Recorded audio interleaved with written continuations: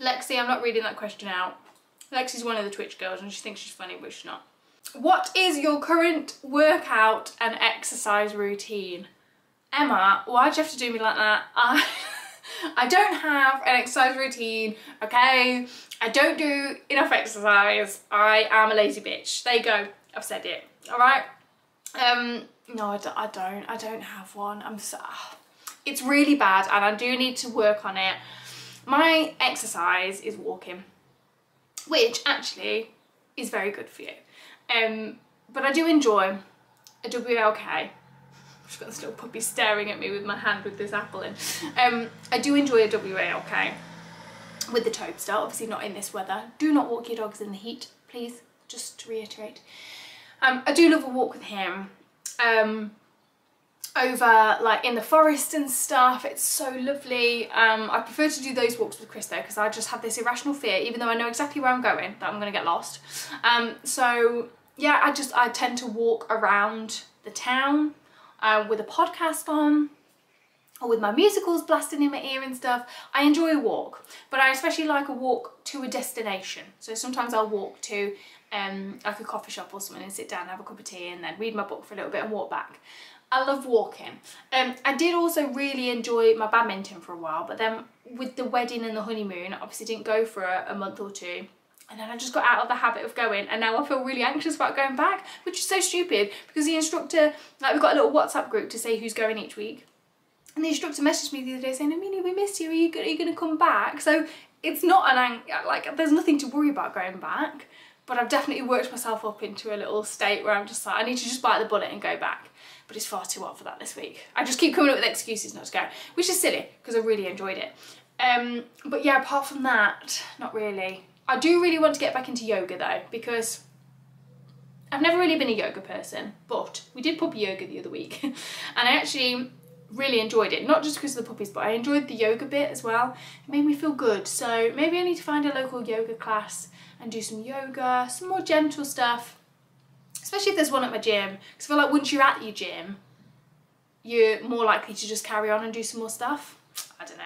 I do enjoy lifting weights, or I did when I used to do that. Maybe I need to get back into that. I have endometriosis and sadly can't go off my pill. Any tips to deal with mood swings? I would say, honestly, tracking your cycle is a game changer. Can be difficult, like more difficult when you're on the pill, because hormonal contraception can really mess around with a lot of your like natural processes and your natural biomarkers that we're often used to track cycles, like discharge and stuff like that. I've got a video on this. I'm going to be editing it later today actually, so it might already be up. If not, it's coming on like how to track your cycle, and it'll be in a blog post as well if you prefer to read. But tracking your cycle, I found really helped me, because when you've done it for a few months, you really do notice a pattern in your behaviours and in what your body's doing and all of that.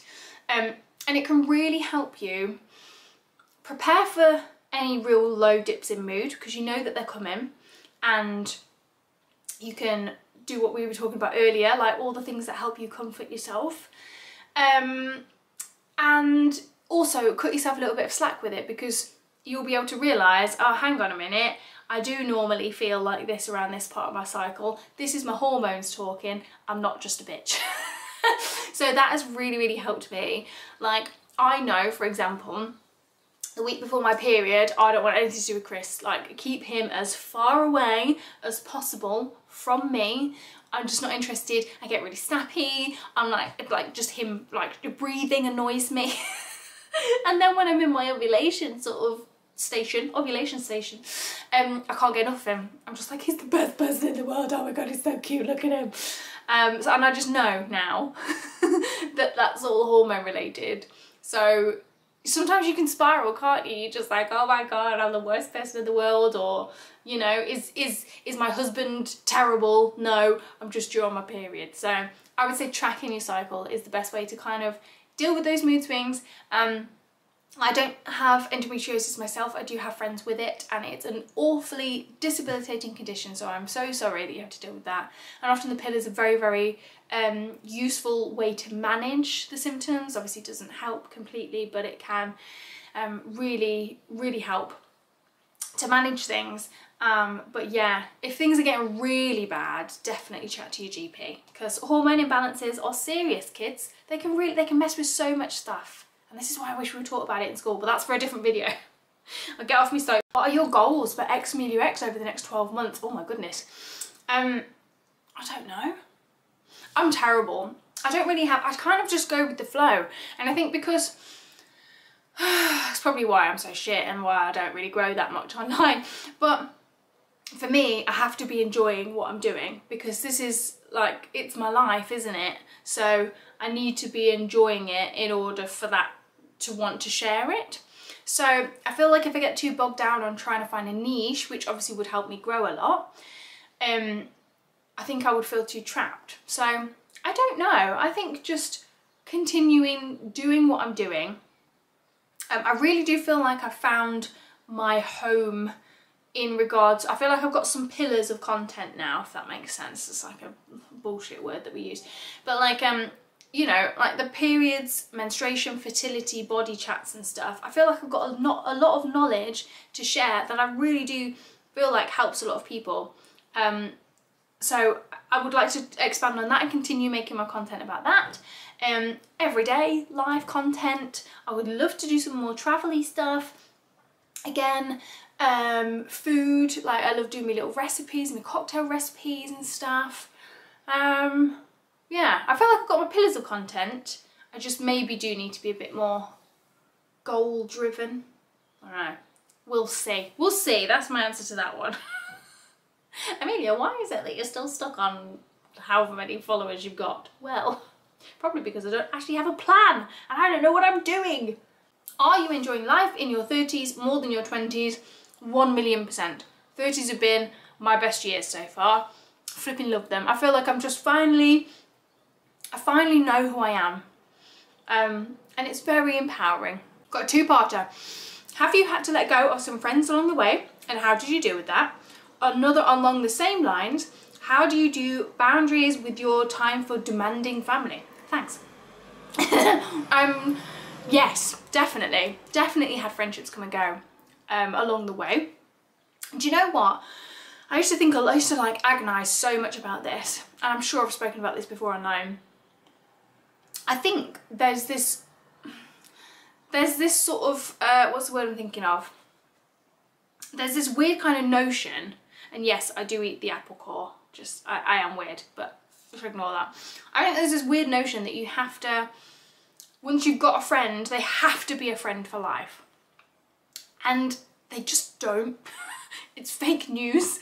What's that thing, what's that saying where they go, people come into your life for a reason, for a season, or for something else? Lifetime? That doesn't rhyme. It's a bit shit. I don't know. But that thing, it's totally true. The way I look at it is, I used to like cling on to friendships that just weren't working. Just were not working. They were making me feel miserable.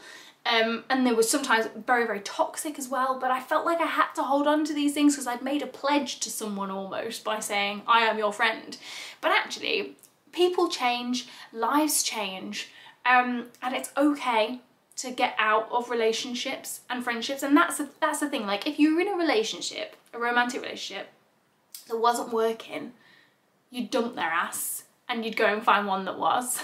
Now I'm not saying that as soon as things get a little bit dodgy with a friend you should dump them and go and find more, because friendships do take work. Even the good ones take work. I've had a dinner booked in with my 2 bridesmaids for the last, I think, 4 weeks, and it's still 3 weeks away. That is the first time we could all get together instead of just like one-on-one. That's the first time we could all get together with our schedules. It's hard with like adult life, because you know, one of you's busy and then the other one's free, and then vice versa, and it's impossible. And you definitely do sort of slip out of contact with people sometimes, you know, like you forget to text them, or life gets busy or whatever. So even the good relationships and friendships take work, right? But if it's taking so much work, or it's making you feel so miserable, it's okay to let that go. You don't have to feel bad for that, and that is something I used to beat myself up for so much. And it also doesn't have to be like this huge blowout, you know. I think people think that you have to have like some kind of drama or gossip or blowout as to why you don't see so-and-so anymore. It's not the case. I think it's harder when it's not like that. Sometimes I think if you just had a blowout, you could just be like, oh, you're a bitch, then fuck off. Excuse my French. But when it's those friendships that just sort of fizzle, and you meet up with them and you're like, we're not the same people anymore. Like, either one of you's done some growing and the other one hasn't quite got there yet, or your lives have just become so far apart that you just don't have anything in common anymore. You know, they're the hard ones to let go of, because there's technically nothing wrong, but it's just not working. And that happens with romantic relationships as well, and it's really hard, isn't it, when you have to like have that breakup and you're like, there's nothing wrong with it, I still really like you, but it's just not working. So those can happen. I think those happen more often than not. But yeah, I would say how to deal with it, just cut yourself some slack. Like, there's no medals for having lifelong friends. It's super cute when people have that. But genuinely, people will come and go, and the people that are in your life now, they might not be there 10 years down the line, or they might be. Just like the people that were there 10 years ago aren't now, or they might still be. You know, life changes, people change, and that is totally natural. So I would say cut yourself a bit of slack with that. And as far as demanding family go, I don't really have that problem, which I'm very happy about. Yeah, I don't. Like, I have a really good relationship with mum and dad these days. I love them. I love hanging out with them. They're very funny. So yeah, I don't know, but boundaries are important. I would say just be honest with what you will and won't put up with. Maybe it's always hard with family though, isn't it? Yeah, I can't really help you with that one. Sorry, soz. Are you heading on holiday this year? Not technically a holiday, but I do have a trip coming up, which is very exciting, that Chris is coming along with me for. So yes, there's that. Stay tuned on Instagram. But yeah, holiday-wise, no, I don't think so. We had a very lovely holiday for our honeymoon in February in Mexico. Oh, it was so good. I would love to go back. But yeah, apart from that, no plans. Sorry, the window is open because it's so hot. I do apologise for the noise. Okay. What is your love language and what is Chris's? Sending love. Abby, that's a good one. Do you know what? We did those quizzes back in 2020 when we were bored, and I'm sure that we did one again recently, and our answers were completely different. I think they kind of vary, and it definitely does change over time as well. I think it's important to note that it does change. I can't remember what mine were. I think back then it was maybe like physical touch and... oh, I can't think, I can't remember. But I would say now it's probably more acts of service and words of affirmation, and probably a quality time as well though. I don't know, I think either way we were a little bit different at the start, and then when we redid it again they were the same. And I think it was quality time and acts of service. So like basically working as a team and spending good time together. Yeah, kind of worked out and they're both the same. So yeah, probably that. Oh, this one's a good one, but a difficult one. If you could tell your 14-year-old self one thing, sorry, if you could tell your 14-year-old you one thing, what would it be? Not to listen to the bullies, because they're all arseholes and you'll never have to see them again after school. And you look beautiful. Like, don't stress about how much you weigh or your acne and stuff, because it's not important. There you go. Another one from the same person. If you could do any other job in the world, what would it be and why? Oh my god. You're making me think on these ones. What would it be and why? I always wanted to be a vet when I was little, but I don't think I'm clever enough for that. Oh, a wedding photographer would be really nice, like a photographer would be lovely. Nail artist, like run my own nail business. I really enjoyed doing that before COVID hit. And I have thought about it so many times about like setting it back up again and stuff. Definitely one day, I think. So yeah, nails or a vet. There you go. Love your style. Really? Today? Could you share where you get your inspo fashion you buy, including your earrings? Oh, everybody always asks about my earrings, and it's so annoying in the way that I can't just give you a straight answer because they're from everywhere. Etsy. I think these two were from my friend. They were a birthday present from one of my bridesmaids. Some of these were my wedding earrings that Chris got me for Christmas. Basically, go onto Etsy and search dainty rose gold studs. Or, is there someone at the door that I don't know about? Toby's just gone, I've had enough of this. Or find a shape that you want, like little moons, and just type in on Etsy dainty moon earrings and just go from there. Like just build an ear from there. That's literally all I do. Or Astrid and Maya do some really nice ones, but they are a bit spenny. And as for fashion, darling, I don't know. I kind of have a look on Instagram, and if I see anything that I like, I just copy it. I just go, that's nice, I'm gonna do that. Yeah, and before I started to do like my whole capsule wardrobe thing, I felt very lost in my wardrobe, and I still do, to be honest, the majority of the time. But yeah, like doing the whole capsule thing and keeping it to neutral colours like blacks and creams and whatever, I think has really helped. Just makes it very simple. So there you go. It's not really an answer, is it? What does anxiety look like for you, and how do you make yourself feel better?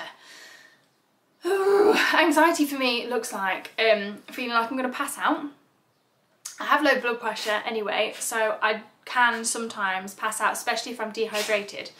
And my blood pressure drops and my neck goes cold and I pass out. And then the problem is I don't just faint like a beautiful princess until people wake me up.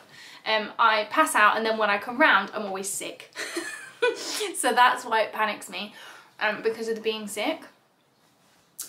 So my anxiety now tends to take the form of the same feelings I get when my blood pressure drops, and I start to really panic, and I feel like I'm going to pass out, I feel like I'm going to be sick, I feel very trapped.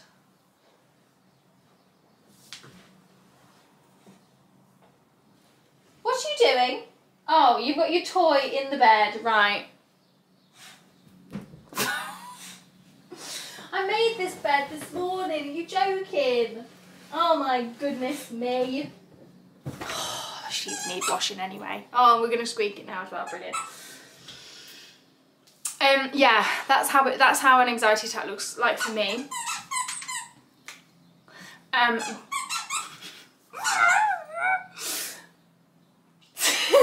You are very funny.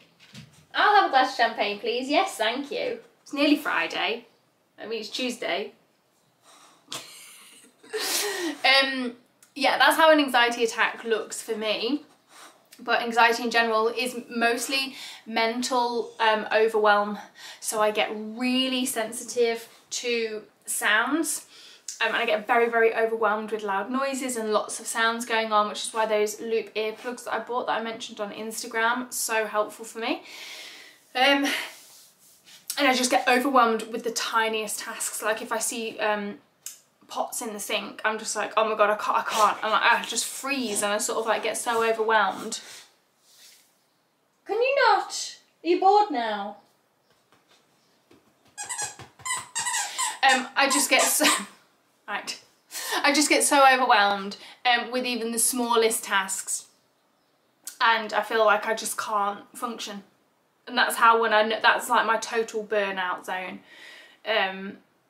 So yeah, I just have to kind of like ground myself and take myself back to zero, if that makes sense, and just like clear my head, clear my diary, let go of the tasks and the chores that need doing, like I said earlier, and just sort of reset.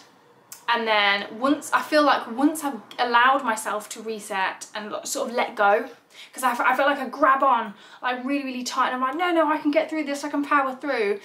And if I just let myself collapse a little bit, it's like instant relief, and I can reset. So yeah, that's how anxiety looks for me. There's still questions coming in. I'm gonna have to take a break. I'm gonna go and get some water and just chill a little bit, let some of the questions build up, and then maybe I can do another video and we'll go from there.